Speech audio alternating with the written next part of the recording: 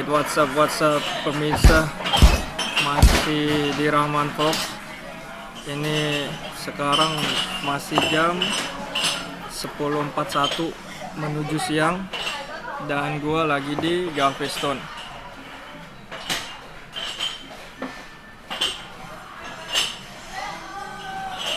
Kapalnya lagi ngedok, jadi gak jalan. Minum kopi dulu ya.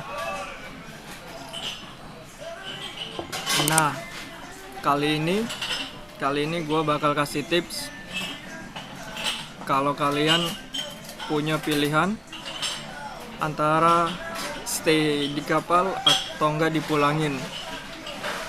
Nah, pilihannya dua tuh. Soalnya sebagian kapal, sebagian perusahaan pelayaran, cruise line khususnya, masih ada kapal yang krunya masih di kapal, maksudnya krunya masih di kapal. Tapi sebagian juga ada yang udah dipulangin karena mereka mengejar dipulangin sebelum negara tertentu di lockdown. Jadi mereka dipulangin semua dari kapal.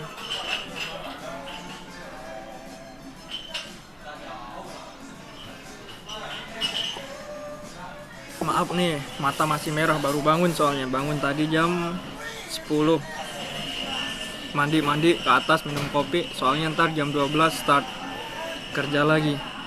So, jadi ini yang bakal gue bahas. Kalau boleh milih antara stay di kapal atau enggak pulang. Kalau menurut gue, kalau kamu bisa stay di kapal. Jangan maksa pulang. Soalnya kenapa? Kalau kamu maksa pulang, nah, alasan oke lah, kamu bilang lebih enak di rumah dalam keadaan kayak gini. Pikir dua kali dulu. Kalau kamu maksa pulang, nanti di bandara jebret, kamu keluar dari kapal nih, jebret. Terus OTW ke bandara itu pasti gak cuman kamu doang kan, pasti banyak orang-orang. Iya, meskipun semenjak corona jadi agak sepi, tapi tetap aja yang namanya bandara pasti ada orang selain kamu. Nah, terus begitu kamu udah nyampe bandara, kamu pasti duduk di gate kan, duduk di gate. Nah, kamu pasti belum tahu siapa yang duduk di sebelahmu, ataupun tempat duduk itu habis didudukin siapa. Nobody knows. Soalnya kita gak di sana selama sebelumnya, ya enggak. Jadi kalau misal tempat yang kamu dudukin di bandara itu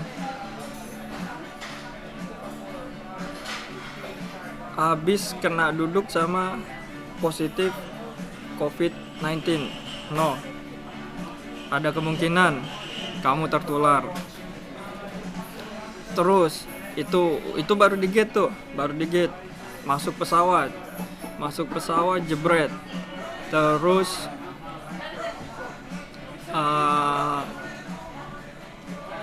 masuk pesawat, di pesawat tuh gak bakalan kamu sendiri, gak mungkin. Paling gak ada di sebelahmu orang-orang di sebelah. Nah, kamu belum tahu dan belum pasti tahu kalau orang itu dari mana, dari negara, maksudnya habis berpergian dari negara mana, sakit enggaknya, positif corona apa enggaknya, kamu gak tahu juga kan pastinya.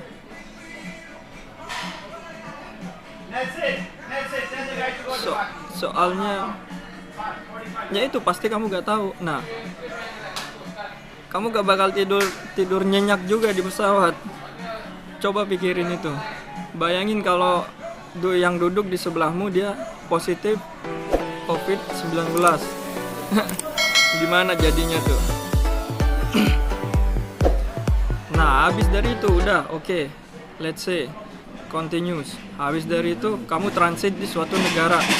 Di suatu negara itu misalnya saat transit pertama, kamu dikeluarin, digiring, di karantina lagi 2 minggu, minimal 2 minggu tuh karantina.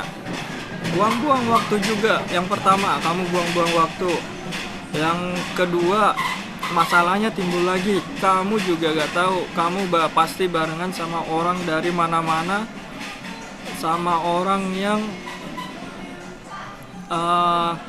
kamu belum tentu tahu mereka traveling dari negara mana. Ada kemungkinan mereka dari negara yang udah kena COVID-19, ya enggak? Di situ ada kemungkinan juga kamu terjangkit, terinfeksi, tertular istilahnya. Tuh, 2 minggu oke, 2 minggu. Terus habis itu kamu juga belum tahu gimana treatmentnya di negara itu.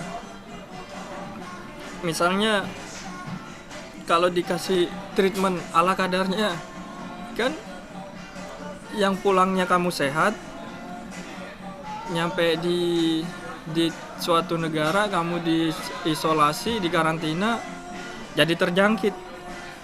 Saya takutnya di situ. Saya takutnya di situ tuh.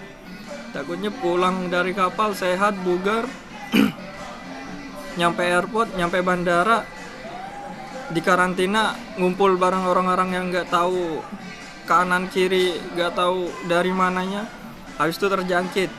Nyesel nggak? Nah, oke, terus lanjut. Habis dari karantina 2 minggu berlalu, terbang lagi masuk ke Indonesia. Di Indonesia,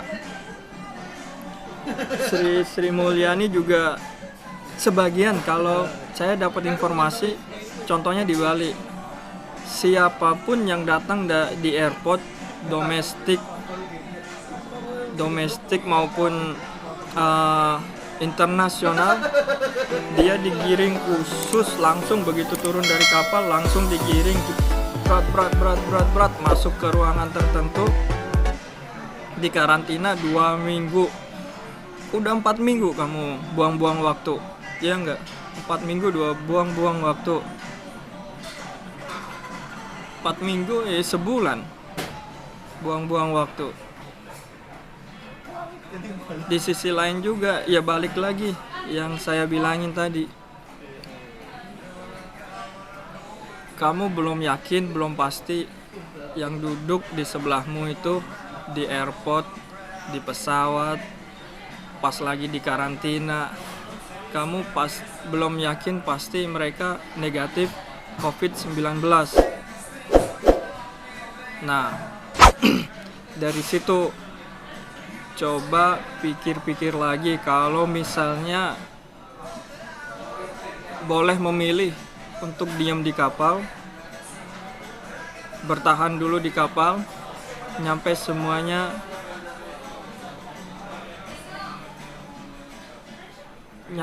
virus ini dinyatakan udah everything's okay, you know. So kalau kamu mau pulang. Itu tips dari saya, itu ibaratnya suggest dari saya. Jadi tunggu berapa bulan, kalau misalnya bisa stay di kapal, stay. Kalau gak bisa, ya mau gimana lagi. Nanti setelah video selanjutnya saya kasih tahu, kalau misalnya kamu harus pulang, apa yang perlu dipersiapkan, tipsnya. Setelah video ini saya kasih tahu. Oke, tetap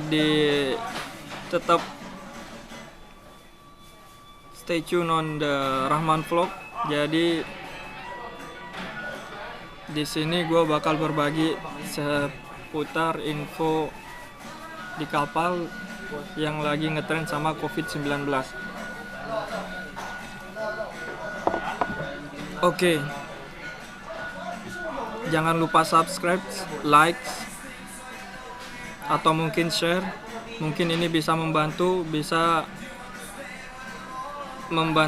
teman-teman sesama awak kapal, sesama kru. Oke. Assalamualaikum warahmatullahi wabarakatuh. God bless us. Be safe.